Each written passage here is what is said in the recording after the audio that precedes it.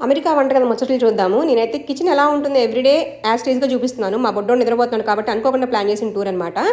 So, మా కిచెన్‌లోనే washing machine, dryer ఇచ్చేసారు. దానికి కావాల్సిన థింగ్స్ అన్నీ కూడా ఇక్కడే ప్లేస్ చేశాను. సో, పైన మైక్రోవేవ్, కిందేమో అవెను. సో, ప్రతి కిచెన్‌లో అమెరికాలో కామన్‌గా ఇవి ఇచ్చేస్తారనమాట. సో, కింద మేము కర్డ్ అయితే తోడు పెడతాము. దాంతోపాటు రిఫ్రిజిరేటర్ అపార్ట్మెంట్స్‌లో వాళ్ళు మోస్ట్లీ వాళ్ళే ఇస్తారు. అండ్ మేము యూజ్ చేసే ఆయిల్ వచ్చేసి కోకోనట్ ఆయిల్ అనమాట. కాస్ట్‌కోలో తీసుకున్నది. హెయిర్‌కి, కుకింగ్‌కి, ఫేస్‌కి అన్నిటికి అదే. సో, గీ వచ్చేసి ఇది బిర్యానీస్‌కి, స్వీట్స్‌కి యూజ్ చేస్తాను.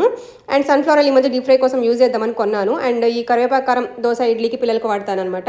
సో, ఇది ఇంట్లో తయారు చేసిన నెయ్యి వల్ల. సో, ఇంకా వేడిగా ఉందని ప్లేట్ పెట్టలా. మిక్సర్ అయితే నేను స్మూతీస్కి, అవకాడోస్కి ఇది యూజ్ చేస్తాను. కేక్స్కి హ్యాండ్ బీటర్ అనమాట. ఎప్పుడన్నా రేర్గా వాడతాను.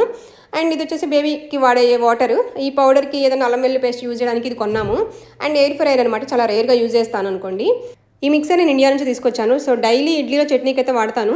ఈ ఇన్స్టాపాట్లో నేను రైస్, ఎగ్స్ కావాల్సిన దాల్ అన్నీ పెడతాను. ఇంకేమో డిష్ వాషర్ అనమాట. నేనైతే డైలీ వాడతాను. మీ వాటర్ యూజ్